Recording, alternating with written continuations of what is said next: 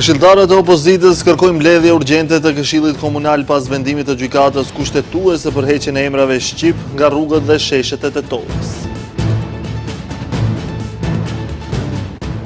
Arrestohet ish kryetari i Federatës së Futbollit dhe mbi 15 persona të tjerë që dyshohen për keqpërdorime dhe korrupsion.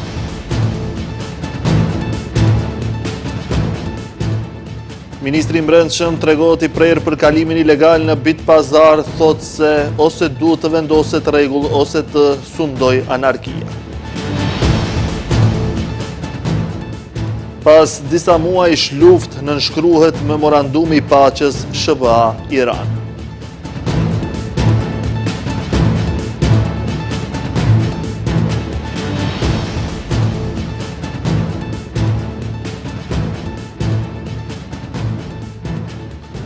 Përshëndetje, shikues të nderuar, jemi me lajmet në televizionin Shenja. Partitë politike kanë vazhduar edhe sot reagimet pas vendimit të gjykatës kushtetuese të Maqedonisë së Veriut, e cila ka shfuqizuar vendimin e vitit 2007 me të cilin sheshi Tetovës dhe disa rrugë të qytetit morën emra në gjuhën shqipe dhe emra të figurave historike shqiptare. Këshilltarë e AKI-s kanë kërkuar seancë të jashtëzakonshme në Kuvendin Komunal, ndërsa nënkryetari i komunës së Tetovës, Albi Qamili, tha se këto veprime janë të koordinuara nga BDI dhe gjykata kushtetuese. Pasi gjykata kushtetuese e Maqedonisë së Veriut e ka shfuqizuar vendimin e vitit 2007, me të cilin sheshi Tetovës edhe disa rrugë të qytetit morën emra në gjuhën shqipe dhe emra të figurave historike shqiptare, kanë vijuar një sër reagimesh në opinion. Këshilltarët e Aleancës Kombëtare për Integrim dhe të Lidhjes Shqiptare të Zjadin Selës kanë kërkuar seancë të jashtëzakonshme të kuvendit. Këshilltarët njëzëri vlerësojnë se Tetova nuk duhet të kthehet 2 dekada pas dhe se emërimet e rrugëve përfaqësojnë identitetin, historinë dhe dinjitetin e qytetit. Ky nuk është vendim juridik, por një goditje e rëndë dhe e qëllishme ndaj identitetit historik, realitetit shoqëror dhe dinjitetit qytetar të Tetovës. Në vitin 2006, Bashkimi Demokratik për Integrim e miratoi këtë vendim me votim të gjithë këshilltarëve, të gjithë etnive, me marrëveshje të plot politike dhe me votim sipas parimit të badenterit. Sot kërkojmë që ky vendim të rimiratohet menjëherë, duke pasur parasysh se sipas regjistrimit të fundit për këtë çështje nuk kërkohet më votim i dyfisht me badenter në Këshillin e Komunës së Tetovës. Në lidhje me këtë kërkesë, është prononcuar nënkryetari i Komunës së Tetovës, Albi Qamili, i cili tha se këto veprime janë të organizuara nga BDI dhe gjykata kushtetuese. Ai tha se vendimi i vitit 2007 për emërimin e rrugëve në gjuhën shqipe ka qenë vendim gjysmak nga BDI, teksa tani tha se do të regjistrohen sipas ligjit.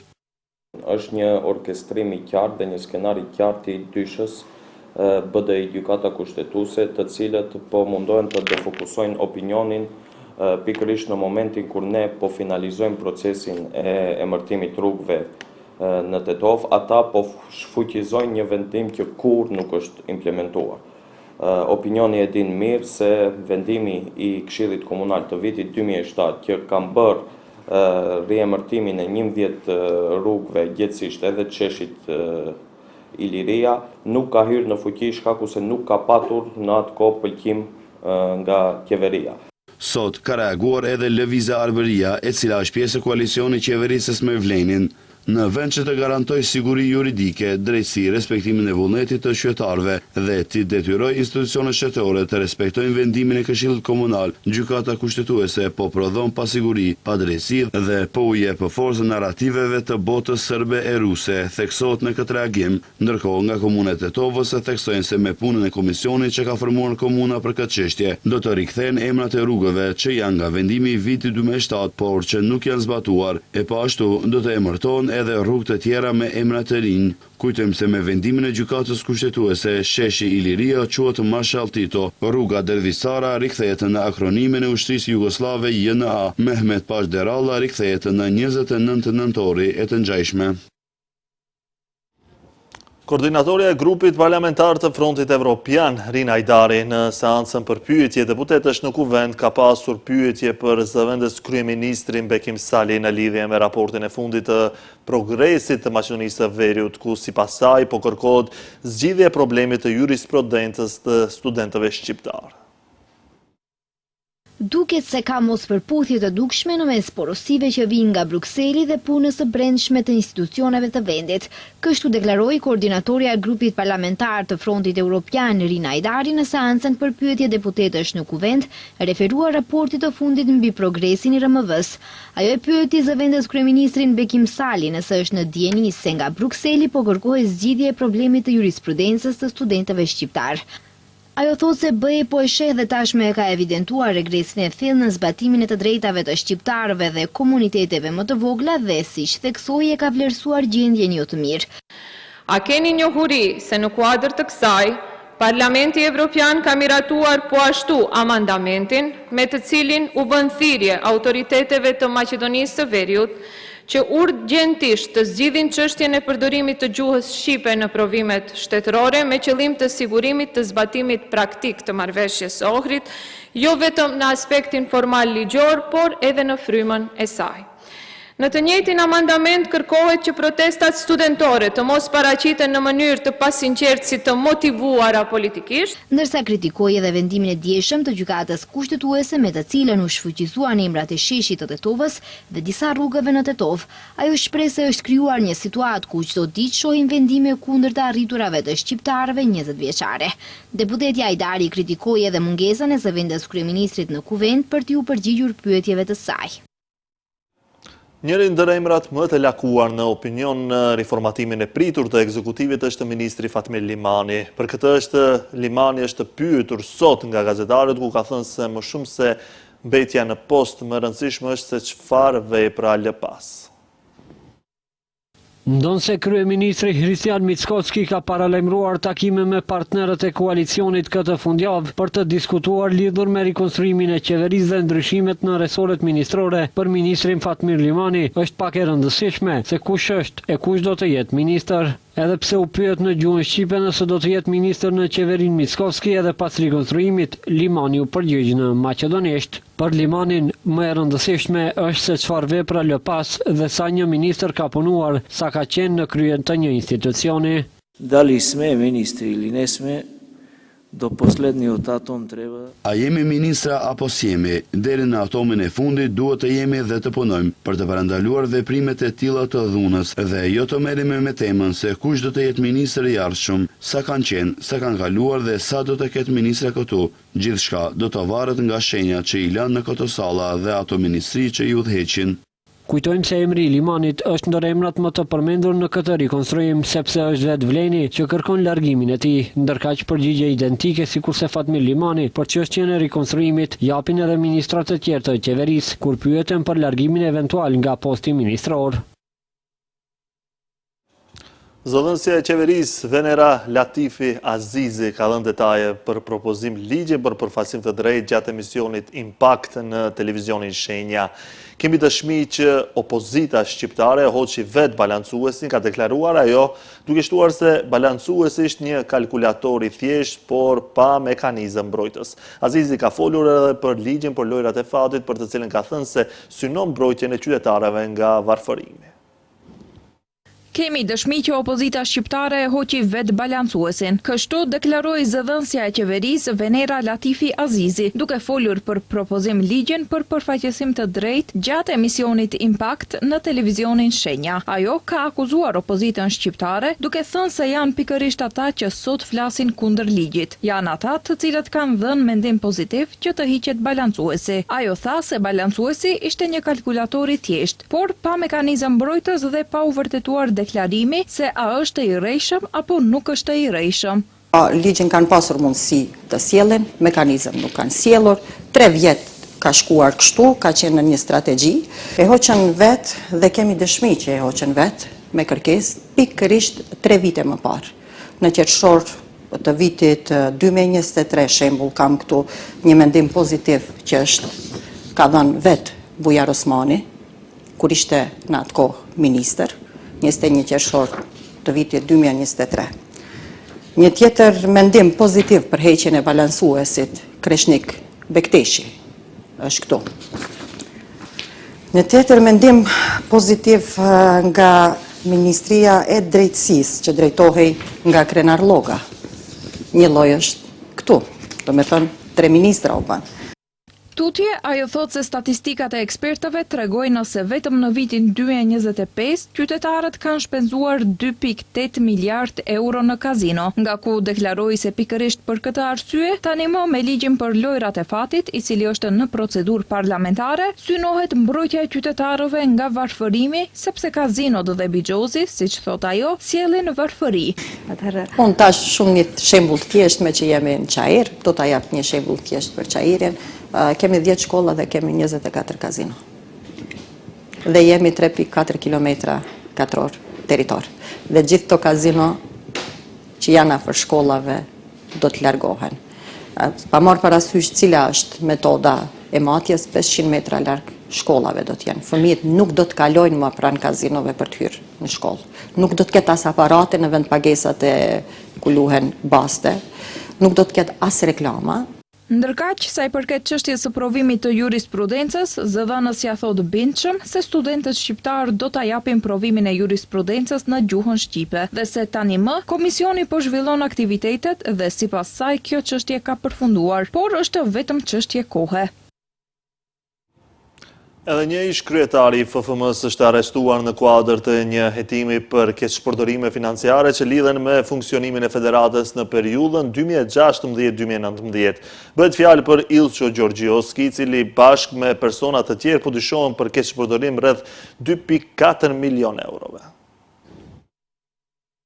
Nga tribunat të ullur si spektator të lojës së futbollit, tani më janë ullur në bankën e të akuzuarve. Kështu duket se po shkruhet fati disa prej drejtuesve të Federatës së Futbollit të Maqedonisë, pasi sot edhe një ish kryetari i FFM-s është arrestuar në kuadër të një hetimi për keqpërdorime financiare që lidhen me funksionimin e federatës në periudhën 2016-2019. Bëhet fjalë për Ilço Gjorgjioski, i cili sipas informacioneve gjatë ditës janë kryer kontrolle në disa lokacione, ndërsa organet hetimore kanë siguruar prova që lidhen me lëndën. Nuk përjashtohet mundësia që në kuadër të aksionit të përfshihen edhe persona të tjerë. Rasti lidhet me kallëzimin penal që Drejtoria e Policisë Financiare e kishte dorëzuar në vitin 2020 kundër 11 personave fizik dhe 14 personave juridik për dyshimet se në Federatën e Futbollit të Maqedonisë janë keqpërdorur rreth 2.4 milion euro. Sipas dyshimeve të paraqitura atëherë, si kryetari i Federatës, Gjorgjioski nuk ishte ushtruar mbikëqyrjen e duhur mbi punën financiare, duke mundësuar pagesa të palishme drejt kompanive të ndryshme. Në lënd ishin përfshirë edhe ish funksionar të tjerë të Federatës, të dishuar për keqpërdorim të detyrës zyrtare, përvetësim, pastrim parash dhe mashtrim. Hetimet kishin zbuluar pagesa të realizuara në bazë të faturave të dishuara si fiktive për shërbime dhe mallra që sipas autoriteteve nuk ishin dorëzuar asnjëherë. Gjithashtu, ishte evidentuar edhe përdorimi i kartelës zyrtare të Federatës për shpenzime private. Me që rast ishte shkaktuar dëm financiar për mbi 3 milion denarësh. Jo zyrtarisht, bëhet e ditur se gjatë kontrollit në shtëpinë e Gjorgjioskit janë gjetur edhe shumë të konsiderueshme parash të gatshme, të cilat do të jenë pjesë e verifikimeve të mëtejshme në kuadër të procedurës hetimore. Institucionet e kompetente ende nuk kanë publikuar detaje zyrtare për akuzat konkrete dhe për personat e tjerë të përfshirë në aksion, ndërsa pritet që gjatë ditëve në vijim të ketë më shumë informacione për zhvillimin e hetimit. Ministri i Arsimit dhe Shkencës Vesna Janevska ka deklaruar se projekti i ri ndërprerja e ciklit të dhunës është përqendruar drejt për drejt në luftimin e shkaktarit më të madh të dhunës mes bashkëmoshatarëve dhe dhunës në familje.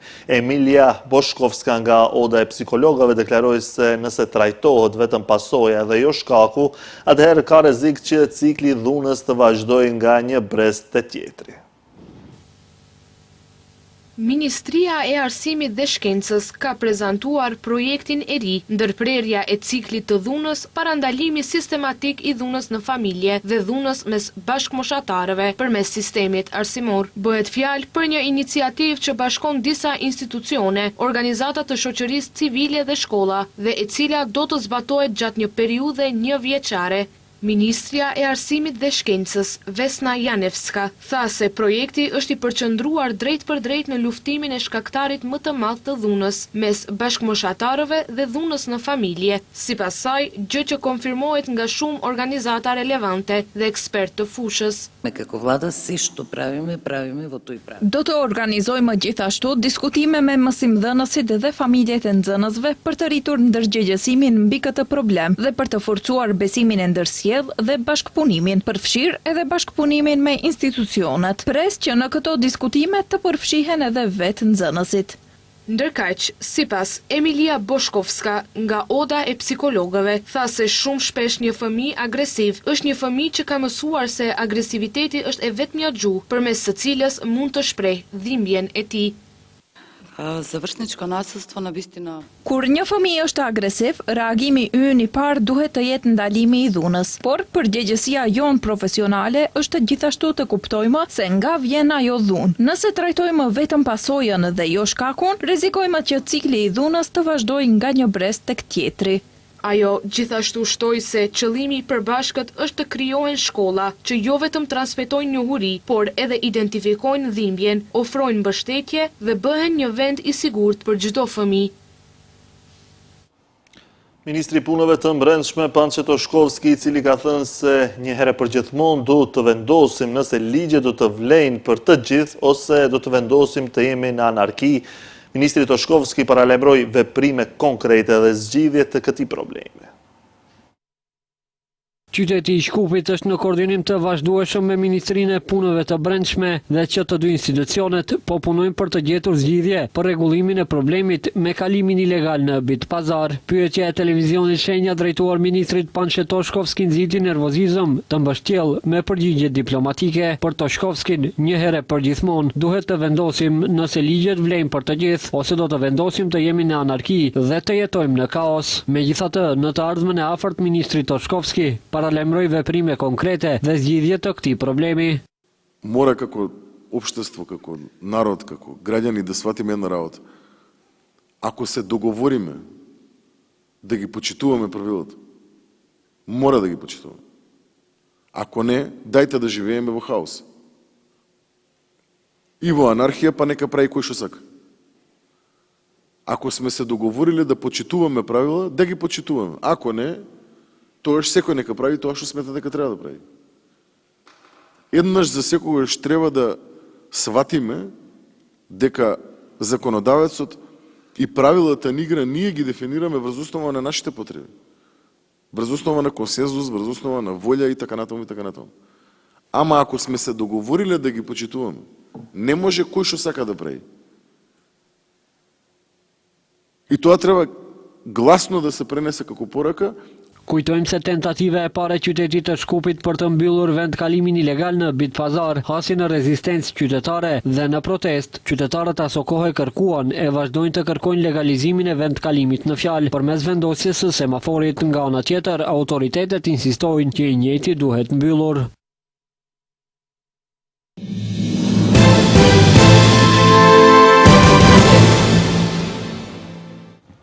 Presidentët e Shteteve të Bashkuara të Amerikës dhe Iranit kanë nënshkruar një memorandum mirëkuptimi si marrëveshje fillestare për paqe me synim për të dhënë fund konfliktit në lindjen e mesme.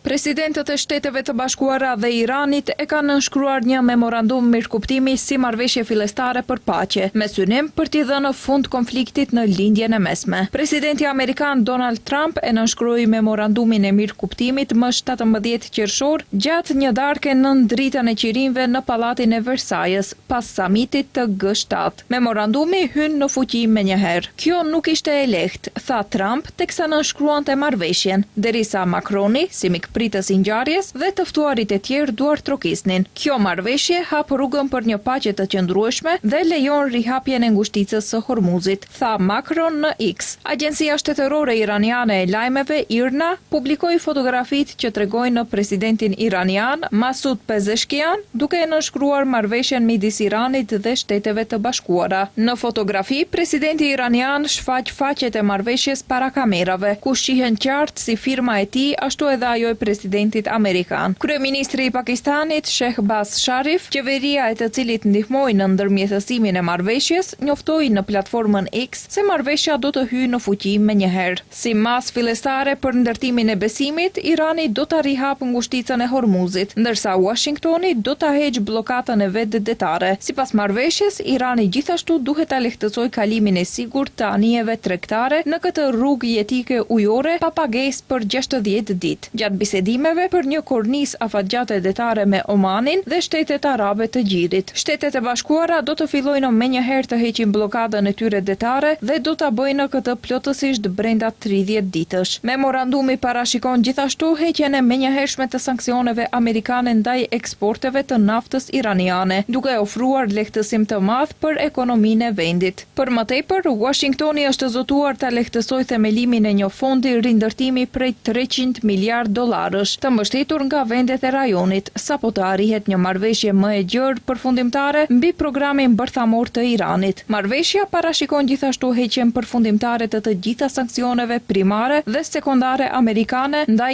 Iranit, si dhe lirimin gradual të aseteve të ngrira iraniane. Megjithse zyrtarët theksuan se këto masa do të varen nga përfillja e detyrimeve nga ana e Iranit. Revolucioni Flamingo ka hyrë sot në ditën e 19 të saj të protestave dhe përveç shtubimeve madhështore antiqeveritare janë mbajtur në Tiranë dhe në qytete të tjera, një organizim si asnjëherë më parë është parë edhe në shtete të ndryshme ku jetojnë shqiptarët. Një ditë më parë, Parlamenti Evropian rrëzoi amandamentin që lidhej me Sazanin dhe Zvërnecin në rezolutën për Shqipërinë, duke miratuar dokumentin final me shumicë dërmuese. Ndërkaq, kryeministri i Shqipërisë, Edi Rama, ka kundërshtuar pretendimet se ajo përbën një fitore për aktivistët që ende protestojnë për çështjet mjedisore në zonën e Zvërnecit. Sipas tij, amandamenti që është cilësuar nga kundërshtarët si fitore nuk është miratuar, ndërsa amandamenti i aprovuar nuk lidhet me Zvërnecin apo peizazhin e mbrojtur Pish Poro Nart. Rama theksoi se ai referohet zonës së mbrojtur në Nart të Vjos, ku sipas tij qeveria ndan të njëjtin qëndrim me eurodeputetët.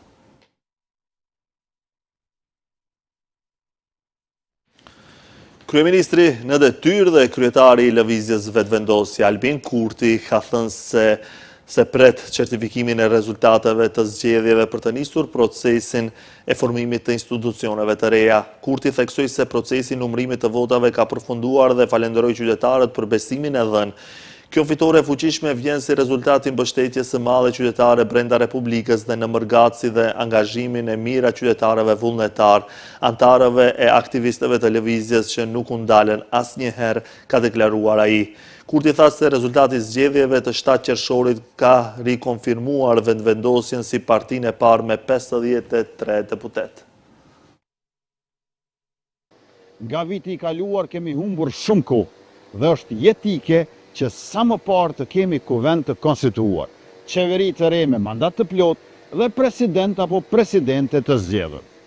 Ta shpresim certifikimin e zgjedhjeve në mënyrë që të nisim punën në drejtim të formimit të institucioneve të reja.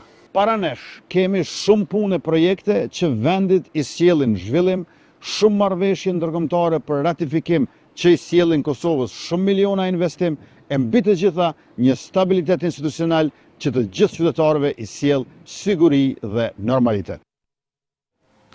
Meteorologët kanë paralajmëruar formimin e një kupole të nxehtësisë në Evropën perëndimore dhe qendrore, e cila pritet të sjellë valën e parë të madhe të nxehtit për këtë verë. Sipas parashikimeve, temperaturat në disa zona të Portugalisë, Spanjës dhe Francës mund të arrijnë deri në 45 gradë Celsius gjatë ditëve të ardhshme. Fenomeni i njohur si kupola e nxehtësisë krijohet kur një sistem i fuqishëm i presionit të lartë bllokon ajrin e nxehtë pranë sipërfaqes së tokës, duke penguar depërtimin e masave më të freskëta ajrore. Kjo situatë pritet të favorizojë temperatura 14 deri në 18 gradë mbi mesataren sezonale në pjesë të ndryshme të kontinentit. Vapa du të shtrihet gradualisht edhe drejt Gjermanisë, vendeve të Beneluxit, Britanisë së Madhe dhe Italisë, ku temperatura do të kalojnë shpesh 30 gradë Celsius. Edhe Ballkani do të ndjejë ndikimin e këtij sistemi me temperatura që në shumicën e rajonit pritet të lëvizin mes 30 dhe 35 gradëve.